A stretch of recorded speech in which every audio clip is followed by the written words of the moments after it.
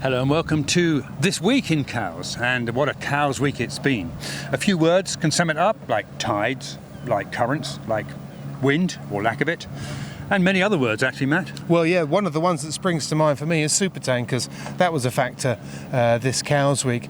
But I think, that's one of the things that makes this event quite special. And I mean, all the competitors may hate it at the time, but it's what brings them back because it's so different to any other event. You've got all these potential hurdles and obstacles and considerations to take into account. It's a special event. Certainly is.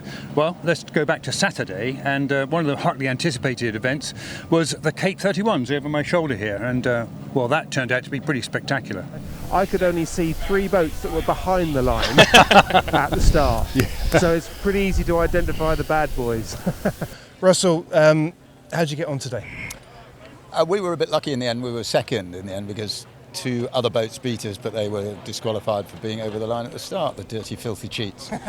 It was a pretty frantic start, wasn't it? Everybody squeaked. It was a very frantic start with a bit of tide underneath you, and you had to be in one place, and we all got there a bit early. So we were over, but we went back, so we had to come from quite a long way back through the fleet. It was a very punchy beat home, especially when you've got my expensive sails being ruined on the first day was a little bit sad, but and especially as that actually probably lost us the race as well. Anyway, it was good.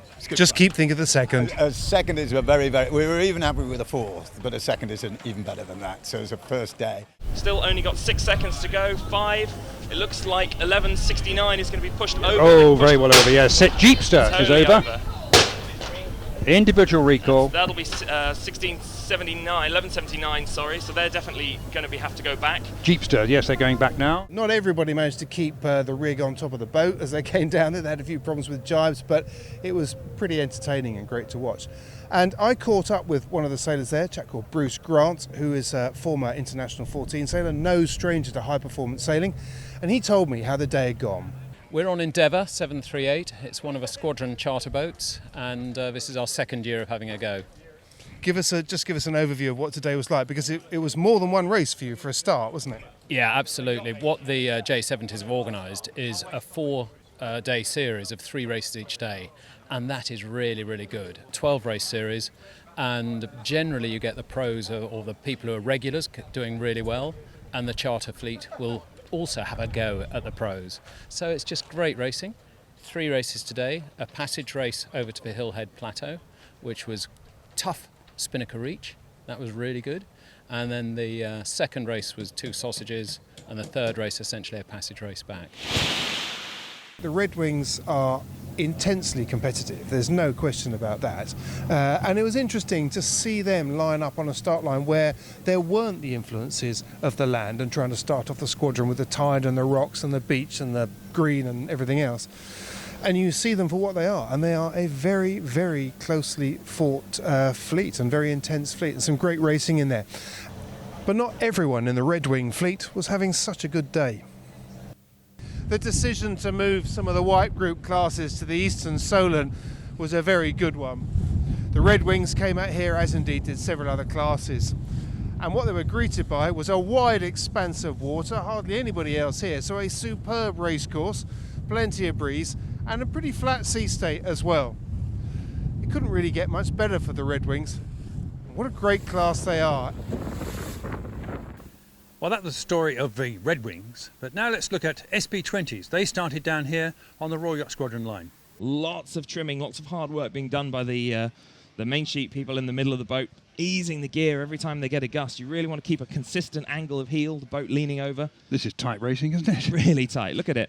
The port and starboard changing tacks every time, and now as they go to the left of shot, the Maltese boat with the cross in the middle, getting pushed off. Look at that gust on the water just at the top of the picture here. Big grey patch.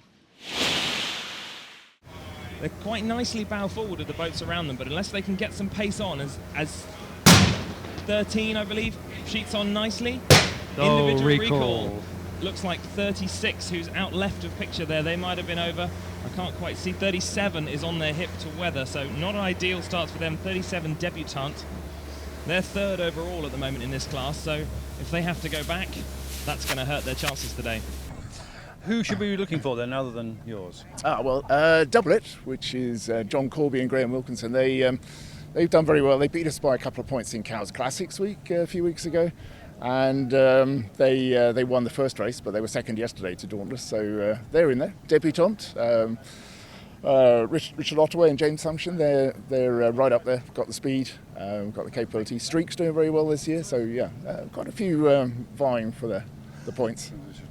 Well, it's a great class, as I say, Daring. I've enjoyed sailing her a few times, and they're lovely to sail. 3 people, and nice spinnaker as well, so you get the full sail. Yeah, in fact, yesterday we have the option of a smaller reaching spinnaker as well in the wardrobe, and yesterday the smaller reaching spinnaker really helped a lot.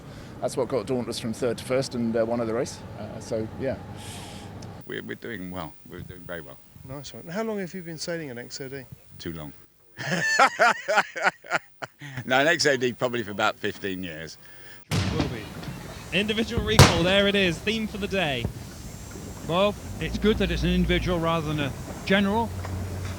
But a nice start from the rest of the fleet. 50 here, bottom of shot. Nice clean air, look at them punching out. Excitation. Excitation doing a beautiful job there. I was really interested to see how much that would have played out later on. The fleet basically it was a relatively short race, but they went out to the west, they went down towards Saltmead and around that sort of area, and then they came back along the island shore, but the tide was running so hard to the west that they had to really hug into the shoreline to actually get out of the tide, and it made for some spectacular images.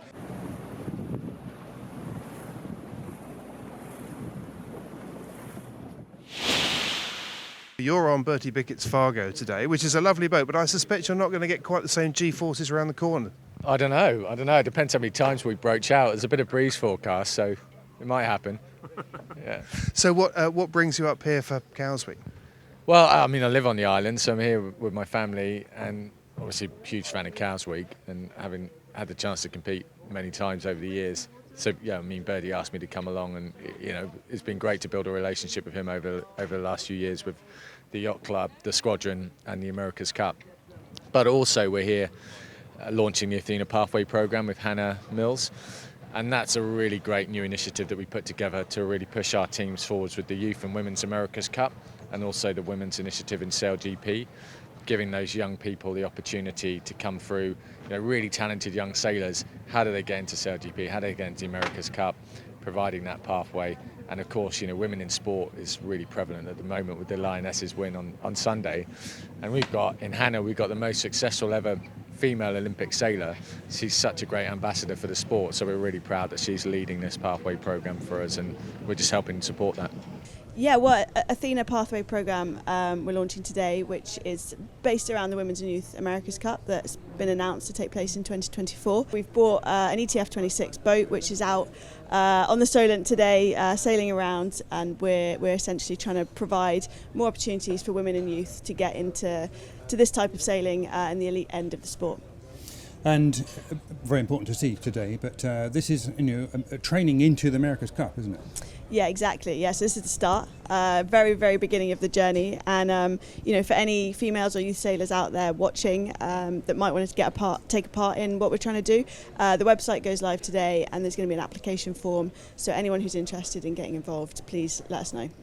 Okay. Also racing for Women's Day was a local all-female crew on Nightjar, a J92 racing in IRC4, and Penny Jeffcoat is her skipper.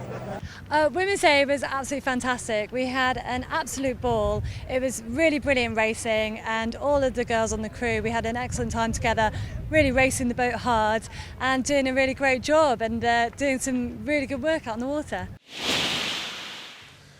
For any of the crews that were looking forward to some downwind action, well, day 5 was their day, because it started with a downwind start. In fact, for everybody, the leg went well into the eastern Solent. And for the asymmetric boats, they had a day where there were some very long downwind legs and some nice waves and some nice gusts to surf down. The only slight catch was that to have such nice extended downwind legs, you had to do a long upwind leg as well, at least one. It was a long day, Matt. It really was. But you can't get better than 2 completely evenly matched boats. These 2 IC37s are a real joy to sail, and we've got some great competition with our friends on Aqua, and we were just battling it out for 4 hours. Exhausting. Yeah, we had a good race, although, as you say, it was a very long race, particularly long beat. It felt like we'd effectively done an offshore race by the time we got to the top mark. We saw as you came over the finishing line or as you approached the finishing line, Leon was pretty close on your tail. How did you get on? Yeah, we were always quite close with Leon the whole way around the track. We're very close boats, and upwind they often have a little bit of an edge on us, and downwind we often have a bit of an edge on them. So we're particularly pleased today, because it's a predominantly upwind race, that we were able to beat them. This is, as you say, where it gets quite difficult to figure out, certainly in the classes that are close, who's going to get the upper hand. And so you start trawling back for the worst result, which you can drop. But you can only do that if you've sailed a minimum number, which is 6 races. So discard it is discard day today. And someone from this very club has actually discarded a first. Yeah, that makes the maths a bit easier, doesn't it? I wonder which first I should discard. Should it be the Tuesday or the Wednesday? I don't know. Rupert Mandes, who you're referring to, of course, in the Flying 15s. I think we've won every race, yes. I'd had some luck and managed to sneak ahead on several of the days, yes. What's the secret to success? Well, that was a question we've just been working out how to answer. So something to do with figuring out the tides, the wind, and starting well, and then seeing if we can stay ahead of the others. What is it that makes the Flying 15 so appealing? That's a great question. I think there's good close racing, reasonably close tight rules, so that there's not much development. There's still little bits of development, but not much. So our boat is now nearly 20 years old, and it's still doing okay. So they last a lot longer, and so some of the, as you said, some of the newer fleets are coming and going quicker than that. So we had a good day, and a very, very tricky day, but we had a good day. We were third in the early part, and then we second beat. We got good shift, got quite a good lead on, and then it was relatively easy from there. I'm not saying not stressful, but relatively easy. There was a few shifts after that, but nothing quite as big as there'd been early on. So to win is very, very pleasing. Especially against the level of talent that there is. There's a lot of people that have won a lot of trophies, but there are also people sailing with their daughters, and I've got 2 of my daughters on board, and one of their boyfriends. It's good. It's marginally too professionals for my enjoyment, but there is certainly a good standard of people in the fleet. So anybody who's been following the Black Group overall results will know that this boat, Ziggy, as you know, fun, is currently leading. Owned and skippered by Kevin Downer. Kevin, how did you get on today? I think we've done okay, but with the rating system, there's a few boats behind us.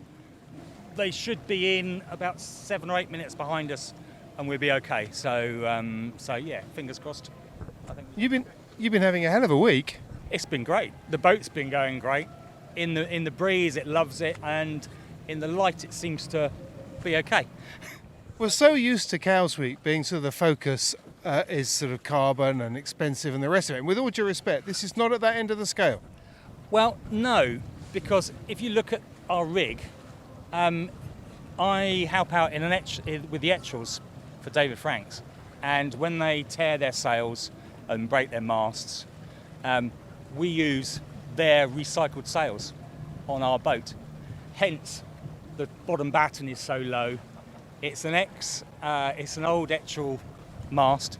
It's an Etchell jib. It's an Etchell mainsail. It's an Etchell spinnaker. It's an Etchell spinnaker pole. Joe Richards gave us a SP20 bulb to go on the bottom of the keel because we kept capsizing. So, but no, it's good. We love the IRC trickery.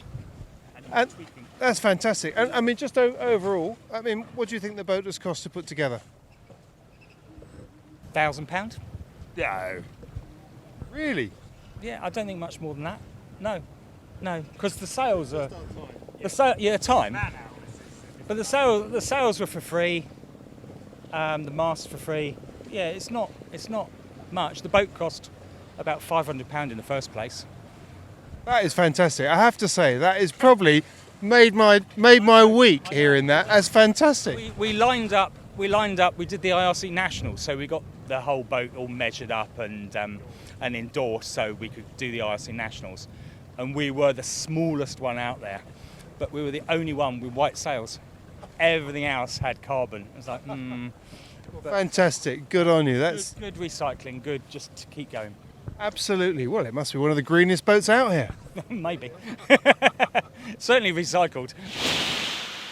I want to find Peter Morton, and he's sailing a Swan 36 called Scherzo. And the reason I want to find him, and I think he's down here, is because Peter and his crew are currently lying second overall in Black Group by just a fraction of a point to Adam Gosling's Yes. And what fascinates me is not only the battle that might be shaping up between those two boats, but they could not be two more different boats vying for the top spot in Black Group. I've got a couple of grandchildren, not that old, but anyway, no, 3 grandchildren. What am I talking about? 3 grandchildren. And I just thought it would be quite nice if we got something that the kids could sail, my daughters and their son-in-laws and so on. So we looked at the Contest 32 and then thought, a bit small, and found one of these. Oh, lovely. And then then the trouble started. It came down from Scotland on a truck. Went to Hamble for a while to dry out, came over here and went to David Heritage for almost a year and a half, and he's produced what's here now. Yeah. Right, now we've come over the other side, we've found Adam Gosling, obviously you'll know him because we've spoken to him a few times already this week. Now we've all had a look, Black Group, you're less than half a point ahead of that Swan 36 over there. Okay, yeah, great. Yeah, well... You're pretending you haven't looked, you've looked. Yeah, no, I've looked at the results and I can see we're a little bit ahead. But it's all down to today's race, and we'll go out there and do the best we can and see where it leads us. I mean, that's the strange thing about the overall points, isn't it? You can't really influence anything on those because you're in different classes. No, you've got no control, and of course it depends on the competition in the other classes. One year we've done it where we've had a very soft class. This year we've got a very competitive class, so it just makes you sail a bit better.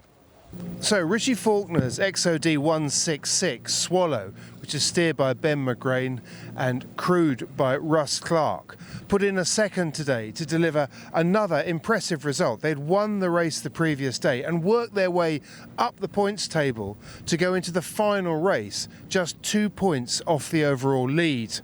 They needed to beat Claire de Lune, XOD 33, Max Crow's boat. They were just 2 points in front. And as Richie Faulkner's boat crossed the line, Claire de Lune was nowhere to be seen. Well, Ben and crew, well done. I mean, that was... you look quite relieved, actually. You normally take these things in your stride, Ben, but you look a bit stressed. It was a pretty tricky race, to be fair. We had a long, what should have been a run back across with the tide sweeping everybody, and the wind was dying, and John was coming down behind us. And we were just trying to stay calm and get through it all. But yeah, Cows Week, it's a different kind of regatta. But yeah, a lot of emotions really. It was tricky also with the breeze, wasn't it? Because it was coming in pulses as that breeze came off the shore, interfering with the gradient breeze. Yeah, it was. Yeah, I mean, it's just another hard day really. Guys did a fantastic job. Russ was absolutely on it with the nav, and me and Jamie just keeping the boat going really all week. It's been great.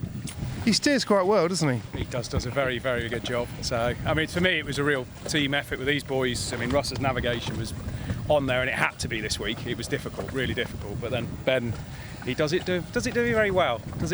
So. And you work your way up through the fleet during the week, didn't you? I mean, it wasn't straightforward at all. You've had to grind this out right to the end. Yeah, we haven't sailed with each other before. So, Saturday was day one as a crew, and we just worked on it. Done all the basics right, keep the good chat going, and the boat, as you know, has a lot of history, and it's something we wanted to do, and we've done it, and it's pretty emotional, pretty special, and a really great day. Well, what a superb win. You just see there the boat that had it within their grasp, Claire de Lune, but just couldn't string it together today. And they talk of it being an emotional win. And it is, because the person who used to own this boat was Simon Russell, or better known as Fumesy, who sadly passed away. And the co-owner, Richard Faulkner, always wanted this boat to go and do Cows Week again. And in fact, Fumesy had won Cows Week in this boat in 2019. So, they're all understandably chuffed at having been able to deliver another win in what many consider to be the hardest fought class at Cowes Week.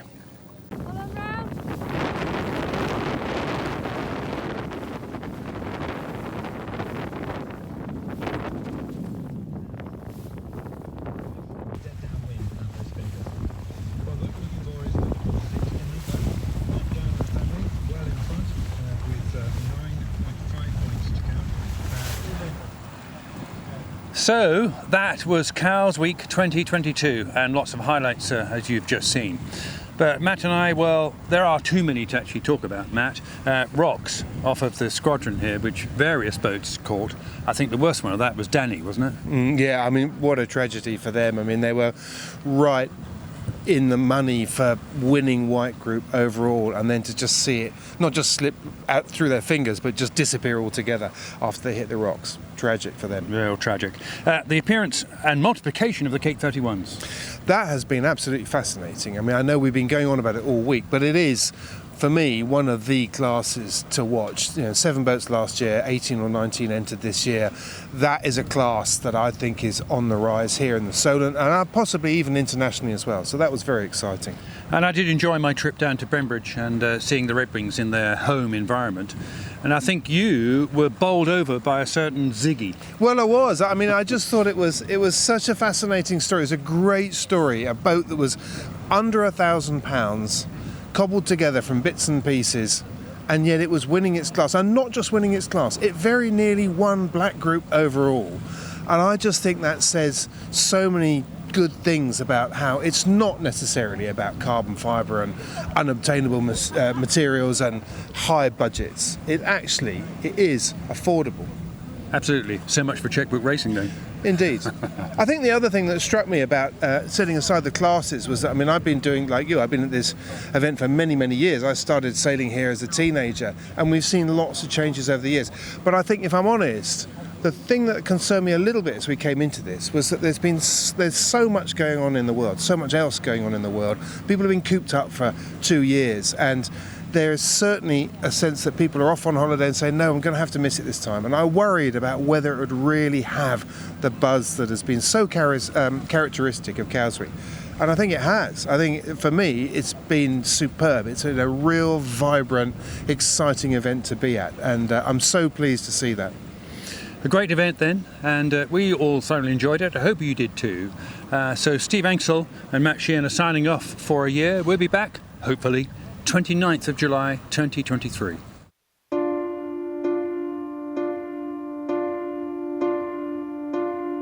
Who should we be looking for then, other than yours? The guys at the front of the fleet. I don't want to say who they are because they know who they are. They are brilliant.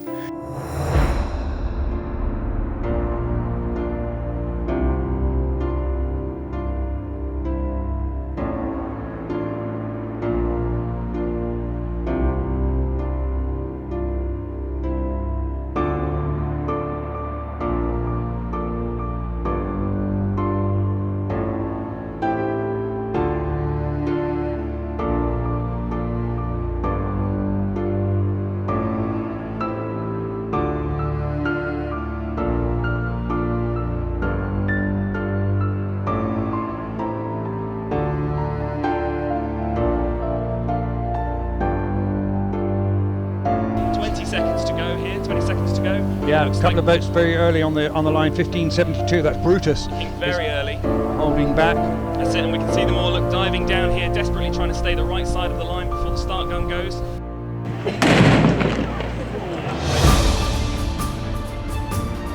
From our There's a very brave port tacker here, 86R, that's Fargo.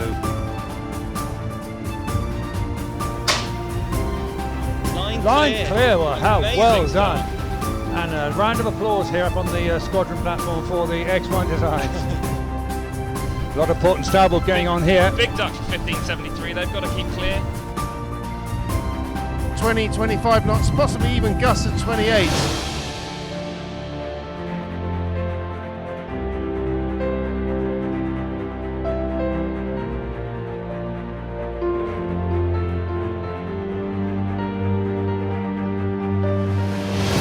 I'll tell you, Steve, I'm getting more nervous on the shore than I would be on the boat. It's just watching them go around. Yeah. Is there anything that you can look to that you feel that you're doing right?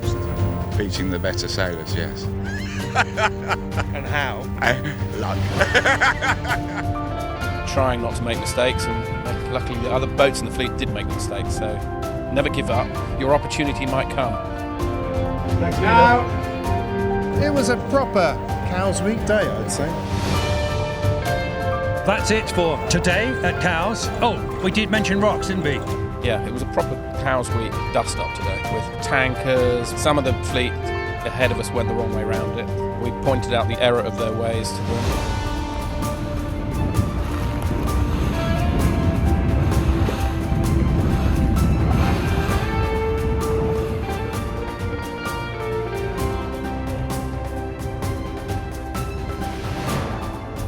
As a result, people come back in one piece. It's good. This is tight racing, isn't it? Really tight. Look at it. In anything at Cows, it's getting a right team. All got to be good and gel together. Try and get them to bed early at night. I have been researching and some of my favourite locations for research, and it is only research. It might be called the beer tent to other people, but it's where I go to work. Cows Week, I'll never go anywhere else.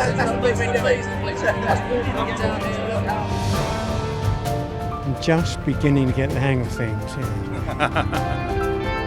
Nothing like a good Cows Week boat on boat.